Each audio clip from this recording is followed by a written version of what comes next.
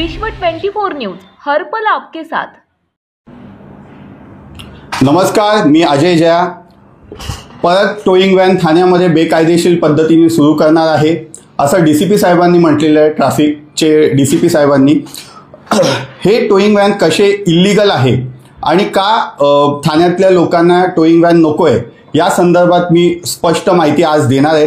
त्याचबरोबर उद्या आपण या विषयावरती तीव्र आंदोलन करणार आहे।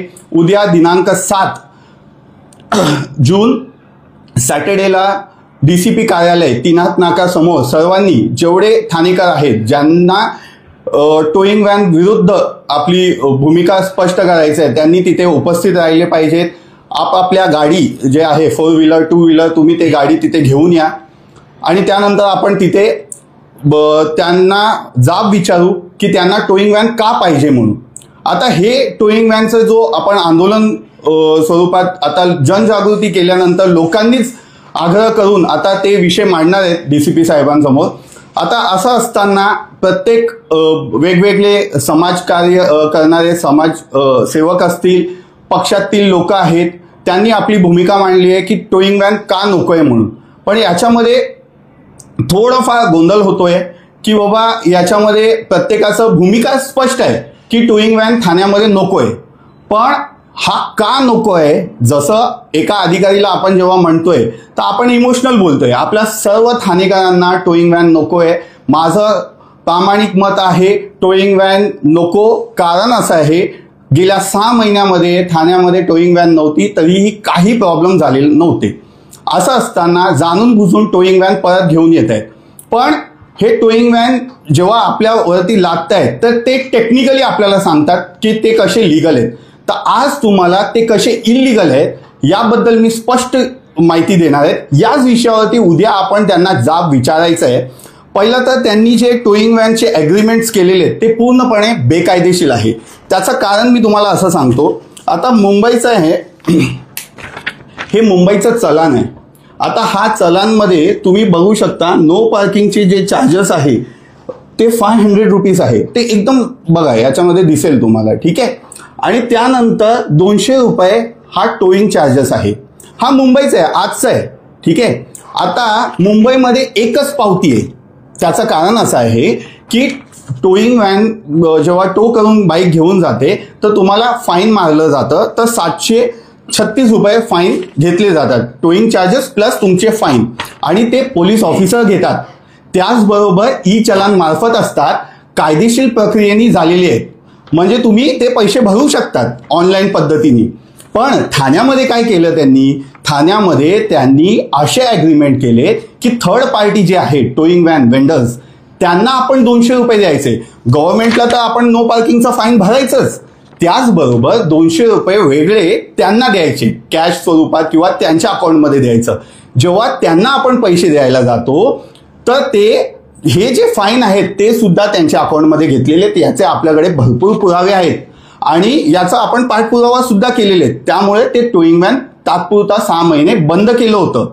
म्हणजे मुंबईमध्ये एक ॲग्रीमेंट त्याच ट्रॅफिक डिपार्टमेंटचं आणि ठाण्यामध्ये वेगळ्या पद्धतीने, म्हणजे हा 100% चिटिंगचं काम आहे। हा डिपार्टमेंटनी केलेले चिटिंगचं काम आहे डिपार्टमेंटचं।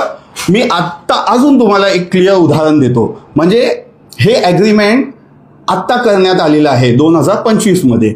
आता कुठलाही एक GR आहे त्याच्यामध्ये स्पष्ट म्हटलेलं आहे कुठलाही सरकारी 10 लाखाचं वरती कामं असतील तर ई टेंडरिंग प्रोसेसमध्ये करायला पाहिजे। यांनी हे ई टेंडरिंग प्रोसेसमध्ये कामं म्हणजे टेंडर काढलं नाही। आता ई टेंडरिंग तर काढलं नाही, पण किती खोटे आहेत बघा। 2000 हा आत्ताच आहे 2025चं, पण पेपर नोटीस त्यांनी खोटाड्यांनी 2022चं लावलंय पेपर नोटीस। म्हणजे पेपर नोटीस काढलं पण नाही या नवीन टेंडर, त्याच लोकांना परत ॲग्रीमेंट केलंय। एवढं बेकायदेशीरपणाने त्यांनी ॲग्रीमेंट केलेले। आता हे तर ॲग्रीमेंटच पूर्ण इल्लीगल आहे।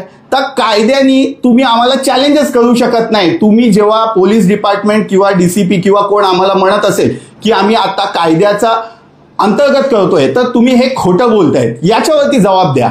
तुम्ही पूर्ण इल्लीगल करतायत। त्याचबरोबर हा बघा हे फोटो आहे टोईंग व्हॅनचे, हे पोरं असे उभे राहतात, बरोबर।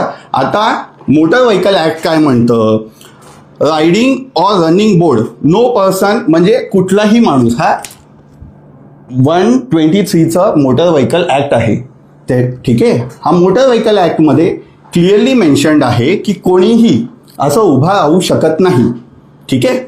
आता या ॲग्रीमेंटमध्ये आत्ताचा ॲग्रीमेंट, हा ते शिरसाट साहेब त्या दिवशी पूर्ण इन्स्पेक्शन करत होते गाडी बरोबर आहे की नाही, तर त्यांच्या या ॲग्रीमेंटमध्ये याच्यात काय लिहिलं आहे, सिटिंग कॅपॅसिटी 3, स्टँडिंग कॅपॅसिटी 0.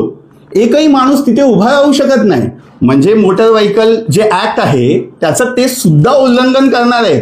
आता 3च लोक म्हणजे ड्रायव्हर पकडून फक्त 3 लोक त्याच्यामध्ये असू शकतात. हे त्यांचं जे आहे रजिस्ट्रेशन त्या ज्या टोईंग व्हॅन आहे त्याच्यातलं आहे. आपण काय घरातून आणलेलं नाहीये. म्हणजे पूर्ण ॲग्रीमेंट इलिगल आहे. आता या ॲग्रीमेंट पूर्ण इलिगल आहे.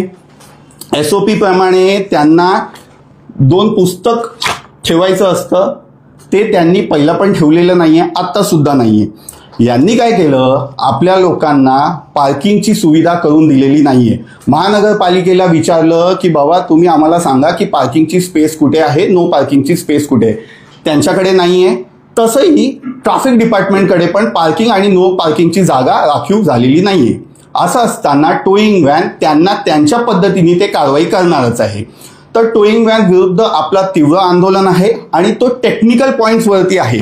आता काही समाज सेवक आहेत त्या लोकांनी आपल्या मागण्या अशा पद्धतीने दिल्या जेणेकरून असं वाटतं की ते टोईंग व्हॅनला समर्थन करतायत आणि बोलतायत टोईंग व्हॅन सुरू करा, पण आम्ही नंतर या सगळ्या गोष्टी बघणार आहेत.